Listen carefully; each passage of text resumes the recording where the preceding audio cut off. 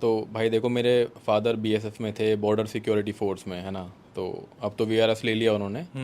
तो उन्होंने बताया था कि 2002 की बात है, वो थे गुजरात में, कच्छ इलाके में। तो कच्छ के एक कॉर्नर पड़ता है बिल्कुल, कोटेश्वर मंदिर भी होगा वहाँ पे, मंदिर भी है, सुना होगा आपने, कोटेश्वर मंदिर।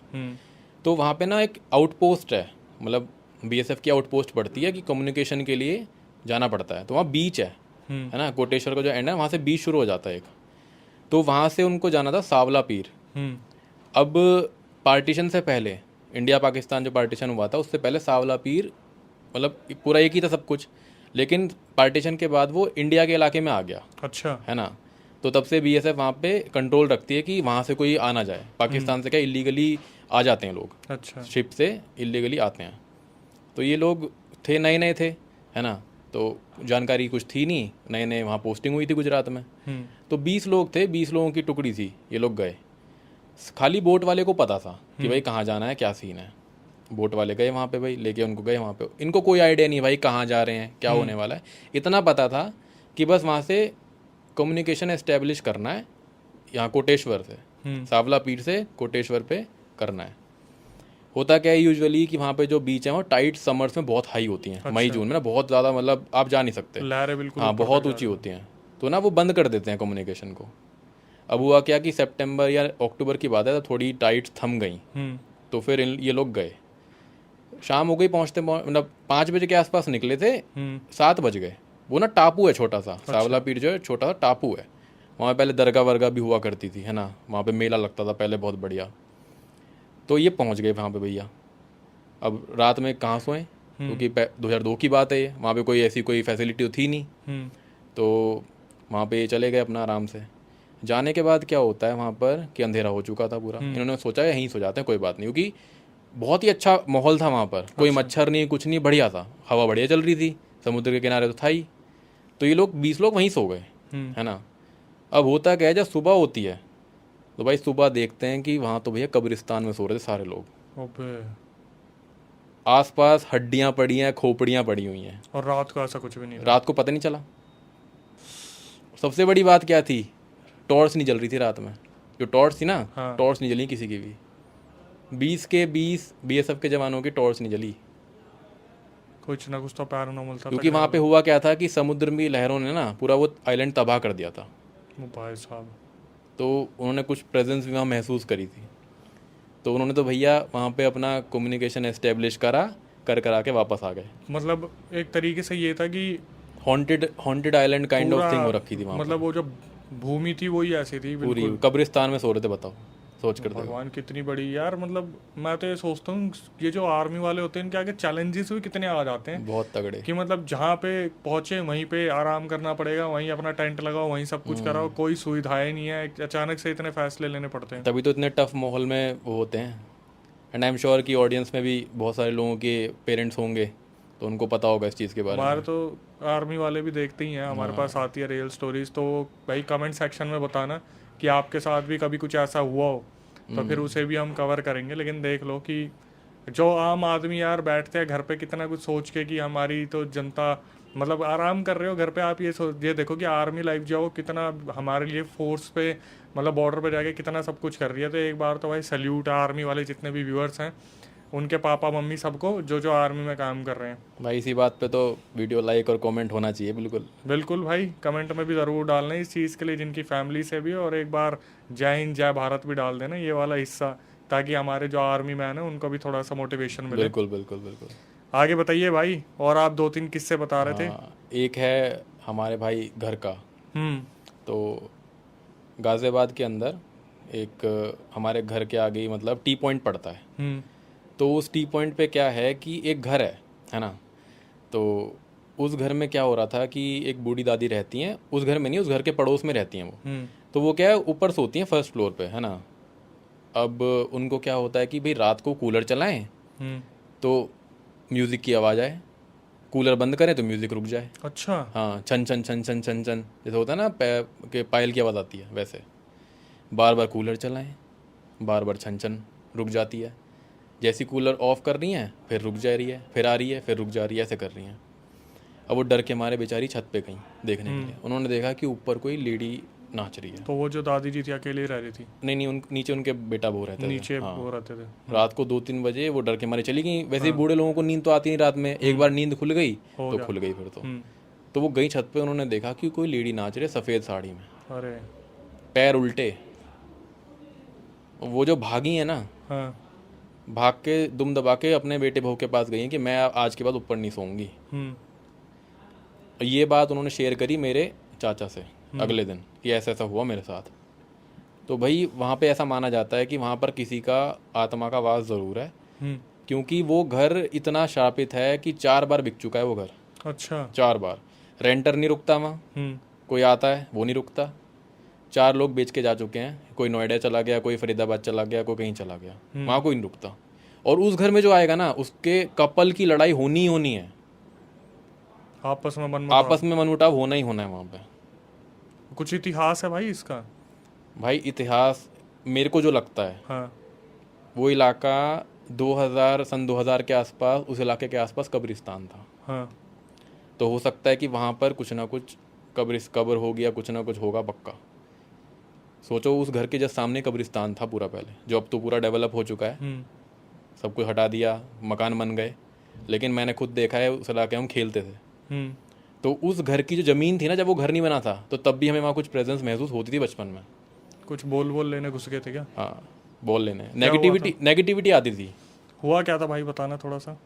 बचपन में खेल रहे हैं वहाँ पर, हाँ।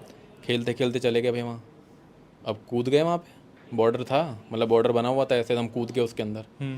तो वहाँ पे मुझे लगता था कि कुछ है नेगेटिविटी। वहाँ जाते ही ना, मतलब आपको होता है ना, एक क्या बोलते हैं, इंस्टिंक्ट्स होती हैं, जानवरों की इंस्टिंक्ट्स होती हैं कि भाई यहाँ नहीं जाना, कुछ सेंसेस होती हैं। तो वो मतलब बार बार चीख के कह रही थी कि भाई वहाँ मत जाओ। ऐसा लग रहा, सबको लग रहा था, मेरे जितने भी दोस्त हैं सबको लग रहा था कि भाई वहाँ मत जाओ। तब आप कितने साल के रहे होंगे भाई? ये बात बता रहा हूँ, सन 2002-2003 की बात है, ये 2000 से 2003 के बीच की बात है। तो लगा लो भाई कितना, 10-12 साल का रहा। 10-12 साल। हम सारे दोस्त, और ये सारे दोस्तों को महसूस हुआ, ऐसा नहीं खाली मेरे को है, मतलब मैं बात भी करा सकता हूँ अपने दोस्तों से, सबको सेम चीज़ फील होती थी। उस गली के अंदर एंटर करते ही नेगेटिविटी फील होती है। जहाँ भी कब्रिस्तान शमशान रहते हैं, वहाँ पर कुछ ना कुछ तो ऐसा होता है जो भाई पीढ़ी दर पीढ़ी तक चलता रहता है। मुझे तो यही लगता है कि भाई पक्का वहाँ पे कोई कब्र वब्र रही होगी, जिसके चलते में उसको डिसरिस्पेक्ट हुई है, कुछ हुई है। क्योंकि उस घर के अंदर जो भी आएगा कोई उसकी बनती नहीं है। मतलब हंसमुख कपल बिल्कुल। वो अंकल आंटी इतने बढ़िया थे जो बेच कर चले गए थे, बिल्कुल बढ़िया थे, लेकिन 2 महीने में उनके अनबन होने लग गई। 2 महीने में? 2 महीने में। अब जहाँ रह रहे हैं वो नोएडा में, अब सब कुछ सही है। जो भी घर में आता है वहीं कुछ ना कुछ होना ही है, कुछ ना कुछ होना है। ऐसे ही एक हमारे घर के जस्ट अपोजिट का घर है। हाँ। उसमें कोई भी आता है किराएदार जो भी है, उसके कुछ ना कुछ होता है। एक के ऊपर सिलाई मशीन चल गई, एक का पैर टूट गया, कुछ ना कुछ होना ही होना है। मतलब उस घर में नेगेटिविटी है, उस घर के अंदर भी, या तो वास्तु का पंगा है या क्या है, कुछ तो है भाई। हमने तो एक बार ही देखा था वहाँ पे, आज के बाद, उस दिन के बाद हम कभी गए नहीं। अब भी वो जस्ट 2-1 साल पहले घर बनना शुरू हुआ है, हमने देखा दिवाली के टाइम पे वो जो घर था पहले तो वो सुनसान रहता था वहाँ पे।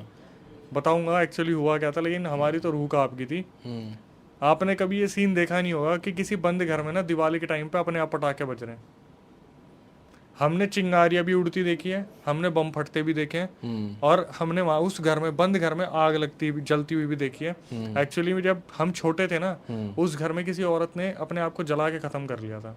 अच्छा। उसकी पूरी की पूरी फैमिली कहीं तीर्थ यात्रा पे गई थी, तो उनकी बस पलट गई थी, और ये जो लड़की थी एकलौती रह गई थी। अब इसका कॉलेज में भी जीना हराम करके रखते थे, लड़के पीछे पड़ जाते हैं, कहीं ना कोई कहीं उधार ले रखा होगा, वो भी घर पे आ जाते थे, कहीं ना कहीं कुछ कर्जा होगा, वो भी घर पे आ जाते थे। लड़की ने एट द एंड आके अपने आप को ख़त्म कर लिया था। और उस घर में क्या होता था, आए दिन दिवाली के टाइम पे अपने आप पटाखे फूटते थे, होली के टाइम पे रंगोलियाँ मिलती थी। उस घर को इतना बंधवाया। अब 1-2 साल पहले जाके, मतलब मैं बता रहा हूँ 1998 से लेके अब तक, मतलब 1-2 साल पहले 2022-23 में उसका काम शुरू हुआ, तब से तब तक वो बंद रहा परमानेंट। और किसी की हिम्मत नहीं होती थी वहाँ पे। अगर मैं आपको बताऊँ ना, जैसे हम भी क्रिकेट खेलते थे गलियों में, अच्छा। बॉल जाती थी उस घर में, कोई ले के आके दिखा दे, उस घर में किसी की जाने की हिम्मत नहीं होती थी। अब जब घर बना होगा तो पता नहीं, वहाँ कम से कम नहीं तो 35-40 बॉल तो मिली होगी खोस्को वगैरह की। इतना बुरा हाल था उस लोकेशन का। ऐसी सेम एक मेरे साथ भी हुआ था बचपन में। ये भी बात 2005 के या 4 के आसपास की है। KC19 नाम से घर पड़ता है कवि नगर के अंदर। आज की डेट में तो उसको तबाह कर दिया। लेकिन उस वक्त मतलब उस घर का खौफ था, उस घर में खून हुए थे। शायद से या तो हस्बैंड ने अपने परिवार को मार दिया था या फिर किसी ने आके मार दिया था। शायद लड़का था, लड़का बच गया था, लड़का US चला गया, बाकी लोग मर गए थे, है ना। तो हम लोग गए थे ऐसे ही, हम लोग दोस्त लोग तो यार करते ही हैं हरकत आपस में, चल चैलेंज करते हैं, वहाँ चलते हैं। अच्छा। तो हम चले गए, सब लोग जोश जोश में चले गए, 5-6 लोग थे, हम चले गए। अब भाई हम तो कूदेंगे रात में, 7 बजे के आसपास की बात थी, ये कूदेंगे, है ना। मैं कूदा तो मुझे तो सारे लोग दोस्त कूदेंगे, कोई नहीं कूदा, मैं अकेला कूद गया, फंस गया मैं, पप्पू काट दिया तगड़ा वाला भाई। अब मैं गया अंदर, साला दिखा मेरे को वहाँ पे अंदर भाई परछाई दिखी मुझे, और अंदर बाहर लॉक्ड है, बाहर लॉक लगा हुआ है, शीशे से देखा, अंदर परछाई दिखी मुझे। फिर घंटी बजाई मैंने, घंटी बज गई, जबकि घंटी बजनी नहीं चाहिए, वो घर पूरा खंडर पड़ा कई सालों से। कई लोग ये सोचते हैं कि भाई बैटरी वाली होगी घंटी, लेकिन बैटरी वाली घंटी नहीं थी, वो नॉर्मल घंटी थी। बाद में चेक भी करवाया था, घंटी नॉर्मल वाली थी। बाद में बजी भी नहीं होगी वो, बाद में नहीं बजी, उस वक्त बजी जब मैंने बजाई। मैंने परछाई देखी किसी की, भाई बेहोशी आ गई मुझे वहीं पे, दोस्त खींच के लाया मुझे। फिर ये बहुत देर तक मैं बाहर नहीं आया। उसके बाद में मुझे स्लीप पैरालिसिस की दिक्कत होने लग गई थी। ये बहुत बुरा यार, कई कई सालों तक मुझे बहुत ज़्यादा पसीने आना, भाई बुखार हो जाना, रात में बहुत दिक्कत हुई थी। फैमिली वालों को बताया था? हाँ पता था। पिटे होंगे खूब? पीटा क्या, अब ऐसी बात हो गई तो फिर क्या ही बोलेंगे। और उससे रिलेटेड चीज़ क्या है कि भाई अभी भी मेरे को अपने घर में सुबह सुबह घंटी बजने की आवाज़ आती है। और ये मेरी वाइफ ने भी सुनी है घंटी की आवाज़, कैमरा रिकॉर्डिंग में भी रिकॉर्ड हुआ था कि भाई घंटी बजी है, क्योंकि हमारे वहाँ एक लाइट है, घंटी बजने लाइट ब्लिंक होती है। हाँ। तो मेरे पड़ोसी ने रिकॉर्ड कर रखी थी, हॉलवे में कैमरा लगवा रखा है उसने। तो उसने ये बोला कि भाई हुआ, भाई घंटी तो बजी है। किसने बजाई, क्या बजाई, कुछ नहीं पता भाई। और बजती है सुबह सुबह, डेली बजती है। अब ये पता नहीं कोई स्पिरिट किस टाइप की है, नुकसान तो पहुंचाती नहीं है, गूज़बम्प्स आ गए एकदम से। लेकिन घंटी बजती है सुबह। ये बिल्कुल सच्ची घटना है, अभी की बात है ये, 3-4 दिन पहले की बात है। सुबह घंटी बजी, मैं उठ के गया, गेट खोला, कोई नहीं। और रिपीटेडली होता है ये। तो मैंने अब इग्नोर करना शुरू कर दिया है, बजती है मैं जाता ही नहीं हूँ। भाई कब की बात होगी जब आप कूदे थे वहाँ पे? भाई तो बता रहा हूँ 2005 की बात है। और तब से अब तक ये हो रहा है? अब तक हो रहा है ये चीज़। बस ये नुकसान नहीं करती है कुछ वो, लेकिन घंटी जरूर बजती है। अरे चलो मुझे सुनाई देता, मैं इस टाइप का काम करता हूँ तो मुझे समझ आया कि भाई मैं काम कर रहा हूँ, मेरे दिमाग में चीज़ें आ रही होंगी। मेरी वाइफ तो नहीं करती इस टाइप का काम, उसको क्यों सुनाई दे रहा है, पड़ोसियों क्यों सुनाई दे रहा है कि कोई आ रहा है, कोई आ रहा है, घंटी बजाए, कोई है ही नहीं। लेकिन तो आपको पक्का लगता है कि उसी घर से कोई चीज़ है? क्योंकि घंटी वाली चीज़ वही है, और सेम वही घंटी बजती है? सेम वैसी बजती है, घंटी बजती है। चाहे आपने कुछ और लगवा रखा, बजेगी वही? बजेगी वही, बिल्कुल वही बजती है। भाई कोई कर्स है जो पीछे पीछे चल दिया है। तो लेकिन कुछ नुकसान नहीं पहुंचाता ये कर्स, मतलब कुछ ऐसा मेरे को लाइफ में कुछ ऐसा हुआ नहीं फील कि कुछ दिक्कत हो रही है, लेकिन घंटी बजती है। तो हो सकता है कि पूजा पाठ से घर बंधा हुआ हो, आपने पूजा पाठ मैं खुद करता हूँ, मंगल करता हूँ, हनुमान जी की पूजा करता हूँ, तो वो चीज़ पास नहीं आ रही, लेकिन कहीं ना कहीं ये तो याद दिलाती है, पहुँचाना चाहती नुकसान, इतना मुझे पता है। लो सोच के देखो भाई, 2004-05 में याद है तो कूदा था, अब मैं आ रही हूँ। और सबसे बड़ी बात ये है कि लोग कहते हैं कि रात में याद है कि ये एंटिटी रात में ही क्यों आती हैं, ये तो सुबह आ रही है। ये तो सुबह घंटी बजा रही है। फिर क्या टाइमिंग रहता होगा भाई? 8 से लेकर 9 के बीच में, करेक्ट बताऊँ तो 8:25, 8:30 बजे से 5 मिनट पहले। जनता जनार्दन चैलेंजेस लेने बहुत भारी पड़ जाते हैं, साफ साफ सामने बता रहे हैं भाई। मत कूद जाना ऐसे दोस्ती यारी में आकर। यहाँ तो बहुत होता है भाई, यहाँ तो कोई भी बात हो जाए, हमारे यहाँ द्वारका सेक्टर 9 है, बस पहुँच जाते हैं वहाँ पे। पीपल वाला पेड़ है, चौराहे पे खूब एक्सीडेंट होते हैं, बंदे वहाँ पहुँच जाते हैं, कोई वहाँ टॉयलेट कर देता है, कोई वहाँ बोतल फोड़ देता है, कोई कुछ कर देता है, उसके बाद फिर हमारे पास केसेस आते हैं। और पता है मुझे ऐसा लगता है कि कुछ सर्टेन लोग कुछ फ्रिक्वेंसीज को महसूस कर सकते हैं, कुछ गिफ्टेड होते हैं, कुछ होता है, तो मेरे को लगता है कि इस वजह से भी मेरे को सुनाई देती है।